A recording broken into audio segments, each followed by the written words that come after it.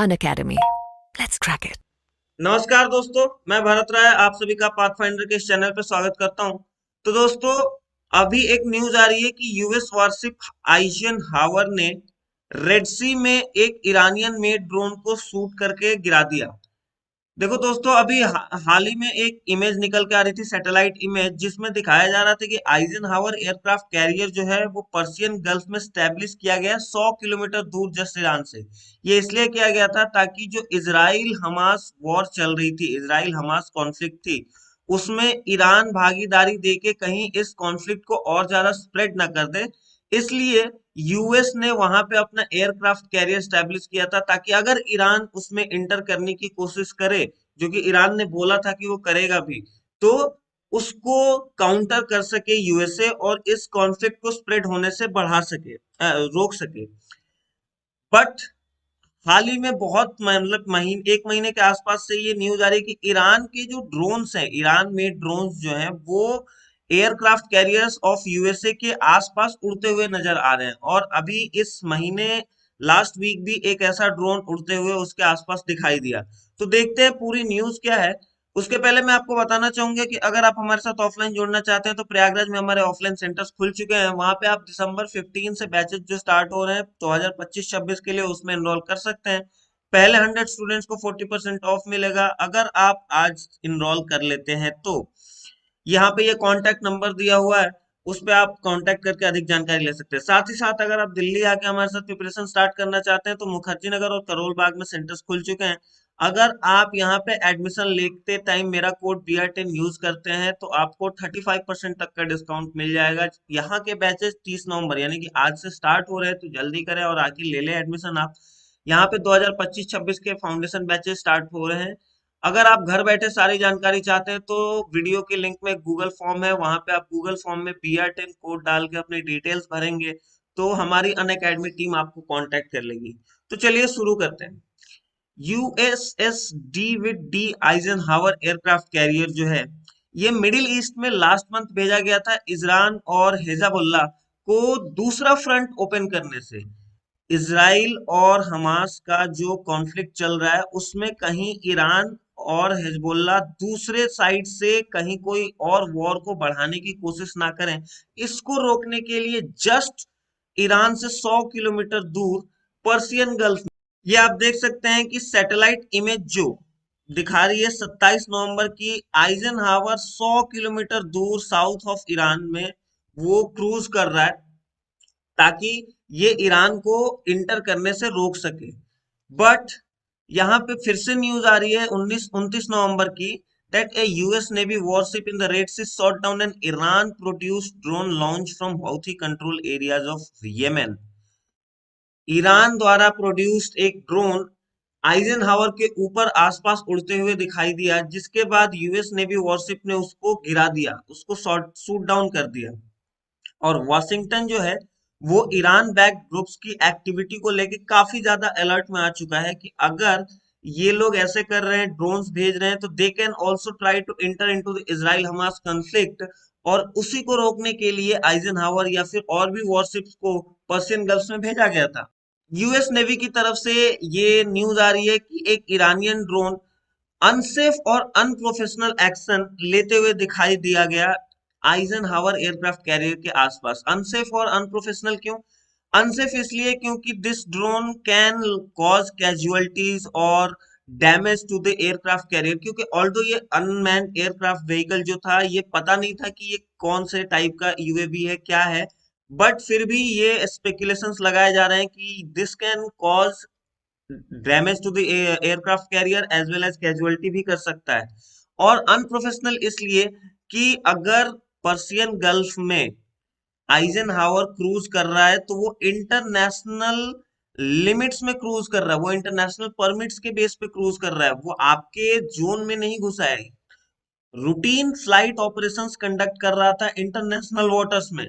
But वहां पे उसको एयर ड्रोन दिखाई दिया जो कि ईरानियन आइडेंटिफाई किया गया था। उसका क्लोजेस्ट पॉइंट जो था वो 1500 यार्ड्स के आसपास आ चुका था। Multiple health and warnings were ignored by Iran, मतलब आइजनहावर के एयरक्राफ्ट कैरियर से काफी सारा वार्निंग दिया गया उनको, काफी सारी मतलब नोटिफिकेशन दी गई कि आप हटा लें, बट वो इग्नोर कर दी गई ईरान द्वारा। और इसी वजह से ये कहा जा रहा है that this Iranian action violated safety precautions directing all drones to stay farther than 10 nautical miles. एक नैवसेंट नैवसेंट का एक सेफ्टी प्रिकॉशन मैनुअल है जिसमें ये बोला जाता है कि किसी भी एयरक्राफ्ट कैरियर से ड्रोन्स को एटलीस्ट 10 नॉटिकल माइल्स दूर होना चाहिए, बट ये सेफ्टी प्रिकॉशंस को इग्नोर करते हुए ईरान काफी ज्यादा करीब आ गया था आइजनहावर के। So this unsafe, unprofessional and irresponsible behavior by Iran risks US partner nation lives and need to cease immediately, ऐसा US नेवी कमांड ने कहा है। US naval forces remain vigilant and will continue to fly, sail and operate anywhere international law allows। जब तक international law allow करता है तब तक यूएस नेवी जहां चाहे वहां पे सेल कर सकती है, क्रूज कर सकती है, फ्लाई कर सकती है, बट आप उसकी इस इंटरनेशनल लॉ को जो वो फॉलो कर रहा है उसकी गरिमा को आप लांग के और उसके क्रूज के, उसके एयरक्राफ्ट कैरियर के बहुत नजदीक आ रहे हैं, इसको यूएस नेवी कमांड ने एक अनप्रोफेशनल बिहेवियर के तौर पे बताया। And this can lead to a dent in the US Iran diplomatic relations, since जो आइजनहावर है वहां पे वो रीजनल मैरीटाइम सिक्योरिटी के लिए वहां पे स्टैब्लिश किया गया। जैसे मैंने आपको बताया कि इजराइल हमास वॉर चल रही है, उसको उनको स्प्रेड ना हो जाए इसलिए उसको वहां पे स्टैब्लिश किया गया है, और उसके बाद आप उसके लॉज को ऐसे वायोलेट कर रहे हैं। So Ikey's encounter comes as the Navy destroyer Carney shot down another Yemen-based drone in the southern Red Sea on Wednesday after the ship deemed the drone to be a threat। Eisenhower के पहले USS Carney जो कि एक और aircraft carrier है जो कि अभी रेड सी में ही है, उसने भी एक ड्रोन को शूट किया था, और क्योंकि उस ड्रोन को उसने थ्रेट के तौर पे देखा था। क्रॉन shot down a barrage of missiles and drone last month, काफी सारे मिसाइल्स को उसने शूट डाउन किया है, ड्रोन्स को शूट डाउन किया है।